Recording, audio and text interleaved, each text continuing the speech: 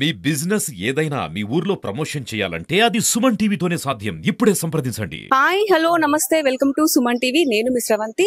ప్రస్తుతం మనం ఇప్పుడు రాజన్న సిరిసిల్ల జిల్లాలోని పద్మనగర్ ఏరియాలో అయితే ఉన్నాము. పద్మనగర్ ఏరియాలో గత 2 రోజుల క్రితం అయితే ఆడిచెల్ర సాయి కుమార్ అయితే ఆత్మహత్య చేసుకున్నాడు. ఆత్మహత్య ఎందుకు చేసుకున్నాడు అనేది అయితే ఇక్కడ వాళ్ళ ఫ్యామిలీ మెంబర్స్ ఉన్నారు. పూర్తి వివరాలు వారిని అడిగి తెలుసుకునే ప్రయత్నం అయితే చేద్దాం. ప్రస్తుతం మనతో ఇప్పుడు సాయి కుమార్ వాళ్ళ అమ్మగారు ఉన్నారు. అసలు ఏం జరిగింది అనేది వారిని అడిగి తెలుసుకుందాం. హలో అమ్మా. నేను సాయి వాళ్ళ మమ్మీ. సాయి మొన్నటిదాకా సీరియల్ నడుతుంటే పనికి పోయిండు. 5-6 నెలల పని లేదు. అలా నాన్న పక్షవాత వచ్చి 10 సంవత్సరాలు అవుతుంది. అప్పులు బాగా అయింది. అలా నాన్న పట్టుకుంటాను. ఇంట్లో వెళ్తలేదు. మొన్న వేస్తా అన్నాడు. అన్నం కూడా వండుకోలే, బియ్యం లేక సప్లకు కొన్నాం. వెళ్ళాక అయితే ఊకుండా వరకు అప్పులు బాగా ఇల్లు ఊకొచ్చి పైసలు అని ఊక పోలు చేసుడు ఇంటికి ఖర్చులు పెట్టింది. అప్పులు ఇంటికి వచ్చే వరకు నేను ఏడు తెచ్చి కట్టాలి అని మా పెద్ద అబ్బాయి ఉన్నాడు. కానీ కాలు కొంచెం ఒక కాలుకు పోలియో వచ్చింది.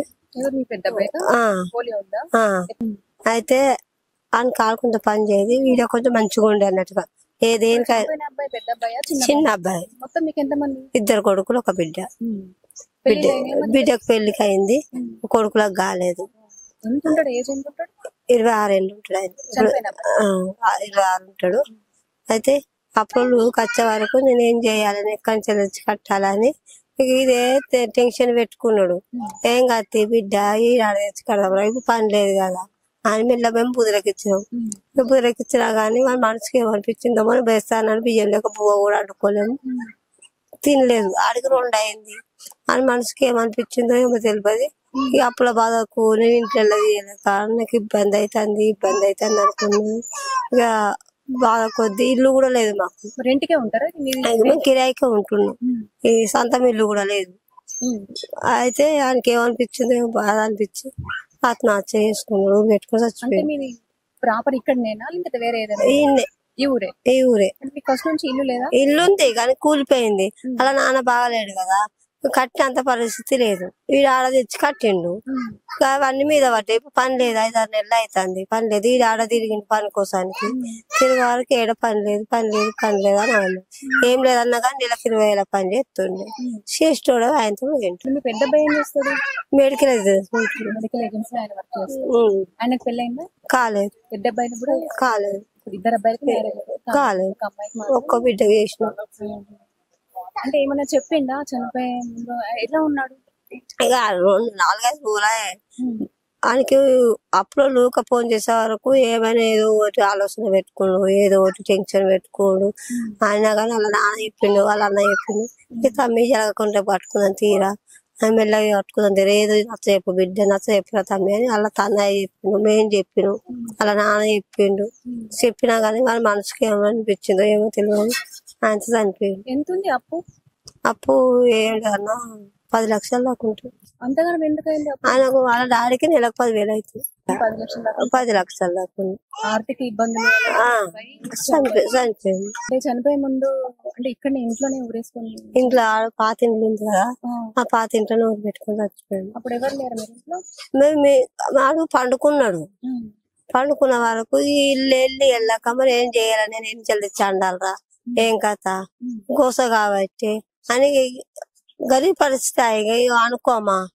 అయితే గిట్లనే అన్నాం అన్నట్టుగా అన్న వరకు అంతే తప్ప మేము నొల్లు పెట్టుకోలేదు, ఏమనుకోలేదు.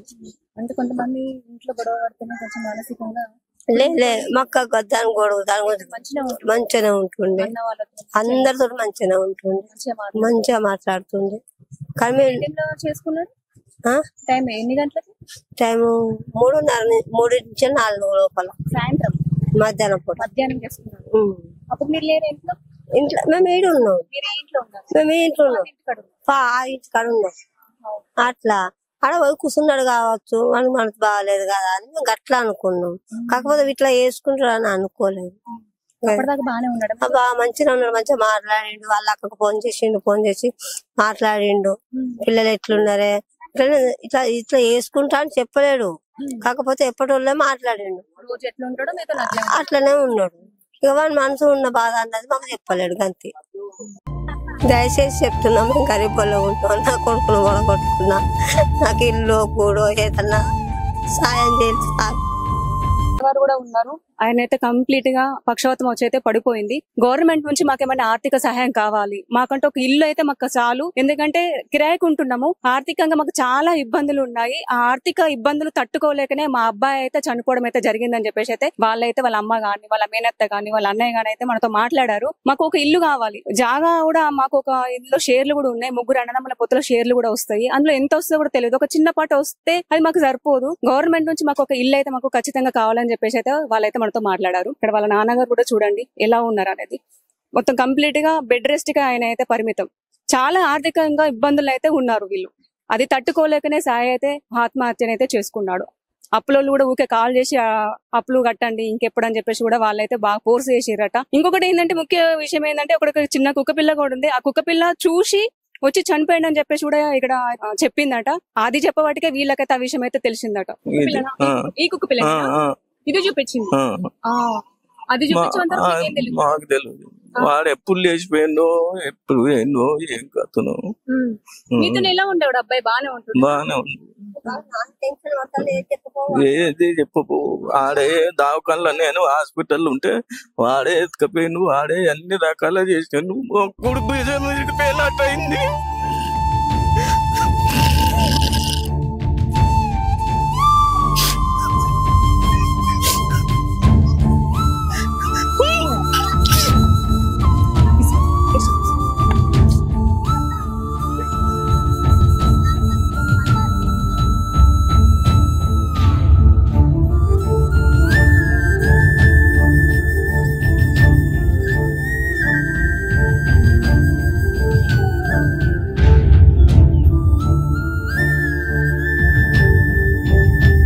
సో చూసారు కదండి, సాయి వాళ్ళ ఫ్యామిలీ ఆర్థికంగానైతే చాలా వెనుకబడైతే ఉంది. ఎలాంటి ఆధారం కూడా లేదు. ఇల్లు కూడా చూసారు కదా, ఇల్లు కూడా మొత్తం కంప్లీట్ గా అయితే కూలిపోయింది.